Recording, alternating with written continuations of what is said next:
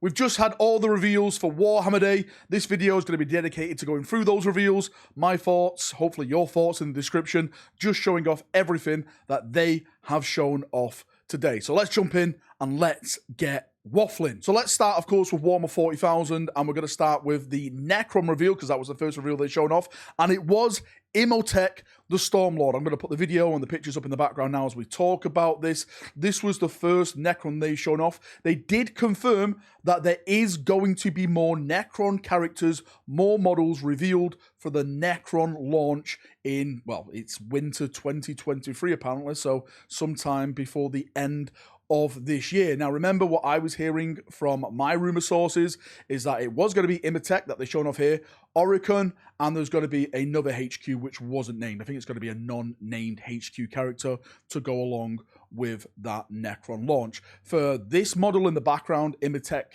himself, what do you think of it? A lot of people said on my stream it's kind of bland. Like from the front, it just looks like a generic Necron Lord, but when you swing it around and you look to the rear of it and you see that Necron cape and stuff like that, that's when the model is brought to life. I would love to get your opinions. Necron players, what do you think of this Imhotep the Stormlord? And also, are you looking forward to Oricon and other stuff that should be happening fairly soon? Also with this model, they did show off the codex for it. I confirmed that the codex again is coming out sometime winter 2023. This is the only codex we've got now with new Necron art on the front of it. That's basically all we got for the Necron looking for this big 40k reveal event. Now, on to the most probably talked about model on my stream when we did this. It's the Ad Mech reveal. Again, I'm going to put the trailer in the background. Now, there's a lot of things to talk about with this model. Yes, the rumors were true. It is on stilts. It does have that sniper rifle. When I first saw this model on the stream, everyone was laughing at when I said this.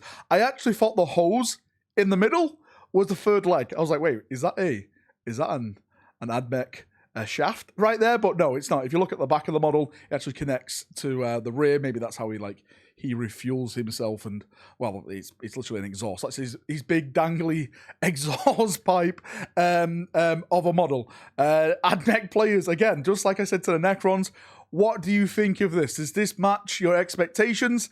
Do you love it? Do you hate it? Is it just a world of weirdness? It's certainly something different. I'll give Games Workshop that. It's certainly something that I haven't seen done before by any of the design team or anything like that. It certainly does stand out as an Enigma model. As I was saying on the stream, like trying to put this guy behind like a crate to hide or something is going to be an absolute nightmare. He's literally got to stand up above the rest of your armor and be shot at. Maybe he's going to have rules where he actually can't be shot at. And of course, along with this model, just like the Necrons, they did announce that the Codex is going to be coming out winter 2023, but there's no new art on that Codex. Again, picture in the background for those interested. And moving on to the big box set, of course, it's the Kill Team box set, The Whispers of the Warp were correct again, and it's the Striking Scorpions in plastic versus the brand new Space Marine Scouts. The little bit of feedback I saw on stream is that some people weren't happy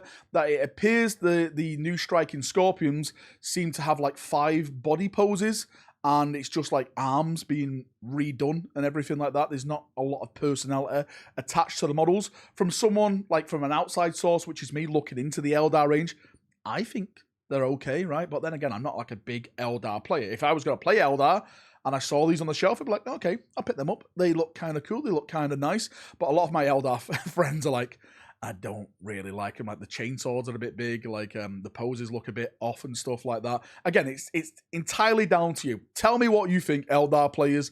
Do you like it or do you dislike it? Probably the most talked about thing in this was the terrain. The terrain now is going separate. You can buy the box of the Striking Scorpions and the Scouts separately, and you can also buy the terrain separately. Again, there's a bit of back and forth on my stream.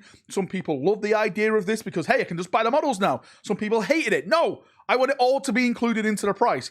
Is this just Games Workshop milking us for a little bit more money because then you have to go out and buy this so-called new terrain? To be fair, I put the terrain in the background. I don't rate it at all. It looks strange. It looks weird. Do you know what it reminds me of? For those people who are old enough, Gladiator in the UK. Contender ready!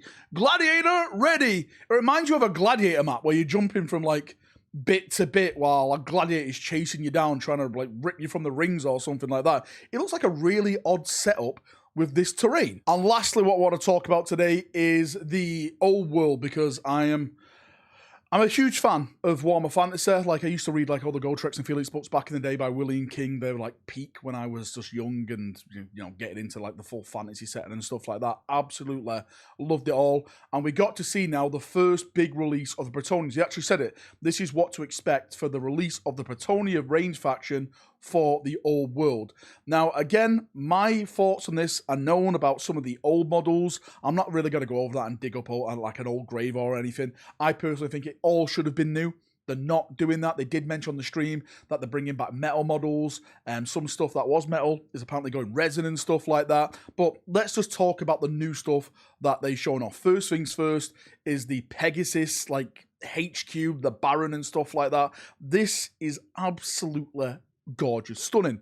Love everything about this model, and it's interchangeable as well. You can have him like as a Lord and Pegasus, a Baron, and even like a banner bearer as well. Was it a Paladin banner bearer? I think they said.